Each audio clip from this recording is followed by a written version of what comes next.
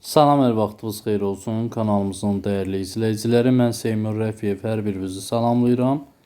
Bu günlərdə sizlər üçün, 4-cü sinif şagirdləri üçün monitorinqə dəstək məqsədi ilə növbəti sınaq suallarımızın izahını verəcəm.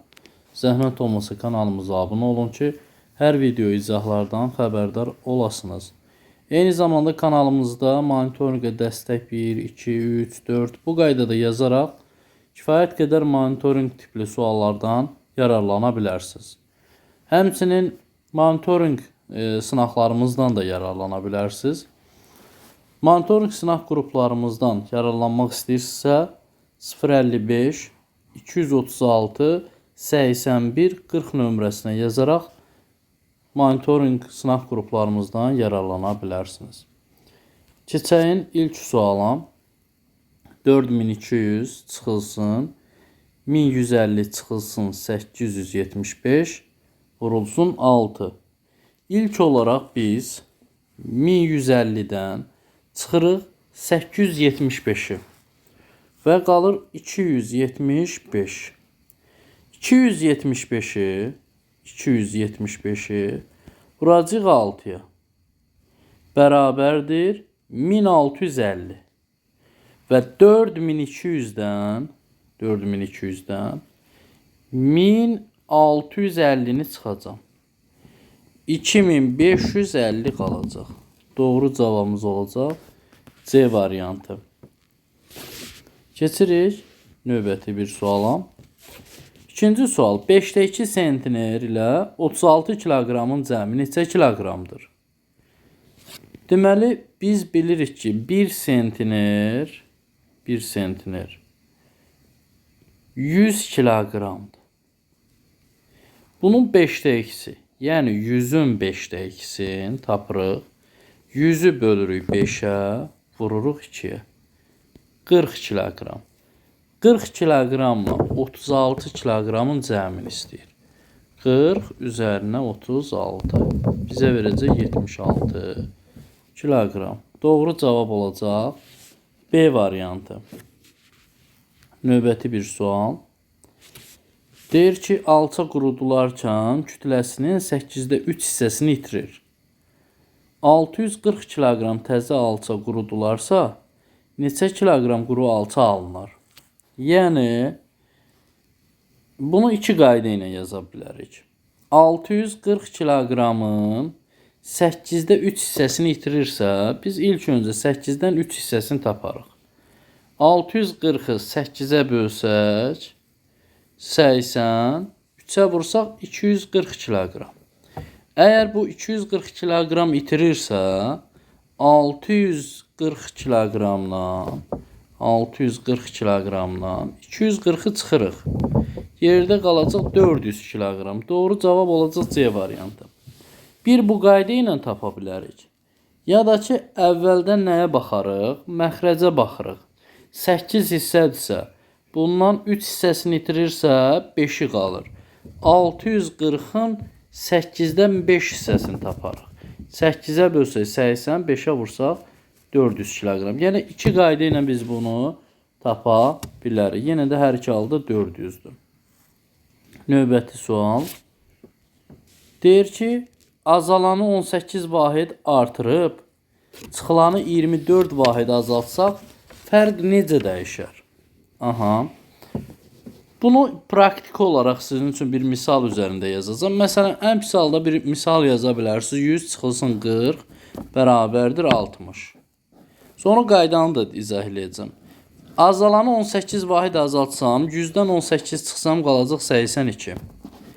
Çıxılanı 24 vahid azaltsaq, 40'dan 24 çıxsaq 16 qalacaq. Və 82'dən 16 çıxsaq 66 qalacaq.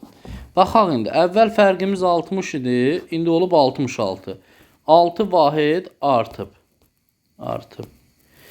Biz o zaman qaydaya əsasən azalanı 18 vahid artırıb, çıxılanı 24 vahid azaltsaq, 24'dən 18 çıxarıq, deyərik ki, fərqimiz bu qədər artacaq. Doğru cavab olacaq A variantı. Növbəti sualımıza baxaq. Və bizdən nə istəyir? 5 yüzlük, 6 onluq 4 təkliyin cəmi ilə 13 təkliyin hasili neçədir? Deməli 500-lük 500, 6 onluq 60, 4 təklik də elə 4-dür. 564-ü 13-ə vurmağımızı tələb edir. Bu da bizə verəcək neçə? 7332. Doğru cavabımız olacaq D variantı. Keçək növbəti suala. Saat 7:20-dən 4 saat 55 dəqiqə sonra saat neçə olacaq? Saat 7:20-dir. Üzərinə 4 saat 55 dəqiqəni gəlirik. 55 dəqiqəni gəlirik. 55 ilə 20-ni toplasaq bizə verir 75. Amma 75 hələ ki toplayaq. 11 ilə də 4-ü, 7 ilə də 4-ü toplasaq 11 eləyəcək. 11 75 deyə saatımız yoxdur. Buradan 1 saatımızı verərik bura 12. 75-dən 60-ın çıxanda 15 qalır. 15 dəqiqəmizi saxlayarıq burada. 12-15. Doğru cavabımız olacaq D variantı. Yəni saat 7:20-dən 4 saat 55 dəqiqə saat olacaq 12-15. Keçək növbəti suala. Düzbucağının sahəsi 960 metr kvadratdır. Onun uzunluğu 30 metr olarsa perimetrini tapın. Deməli, düzbucaqlının sahəsi S bərabərdir. A vurulsun B düsturu ilə tapırıq. Əgər düzbucaqlıdan onun uzunluğun deyək veribsə və yaxud N'in veribsə, 30 veribsə, o zaman digər hissə X-dir, naməlumdur. Biz 960-ı bölərik 30-a, düşəcək 32.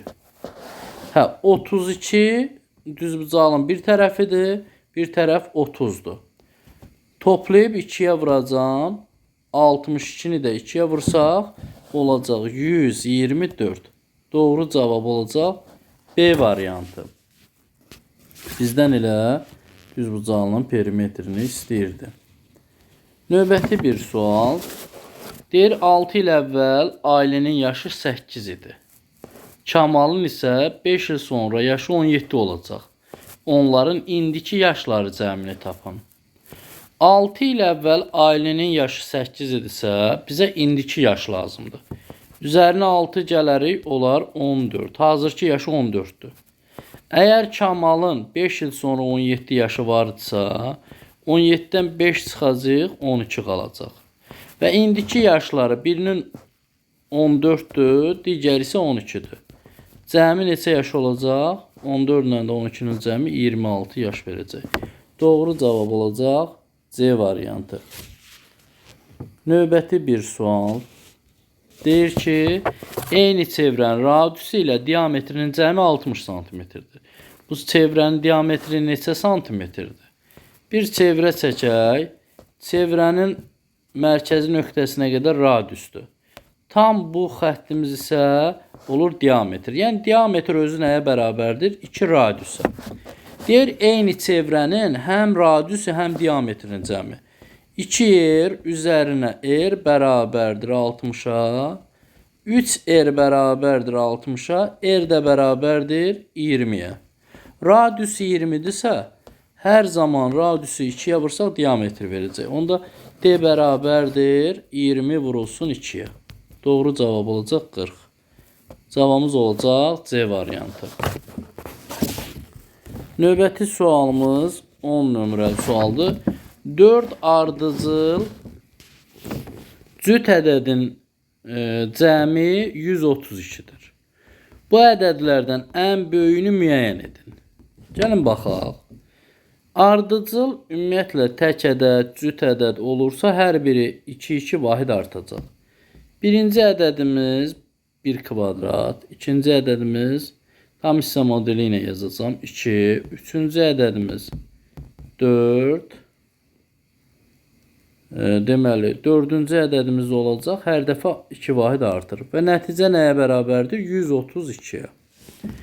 Buradan 4 kvadrat, 1, 2, 3, 4 kvadrat bərabərdir. 132-dən 6, 4, 2-nin cəmi 12-ni çıxsaq 120 qalacaq. O zaman 1 kvadratımız nəyə bərabərdir? 120-ni 4-ə bölsək 30.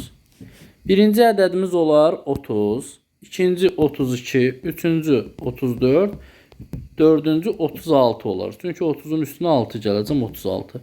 Doğru cavabımız olacaq D variantı. Ən böyük ədədi deyirdi müəyyən ilə. Ən böyük ədəd olacaq 36. Suallarımız bu qədərdir. Növbəti sınaq suallarımızda görüşənədək sağ olun, salamat qalın.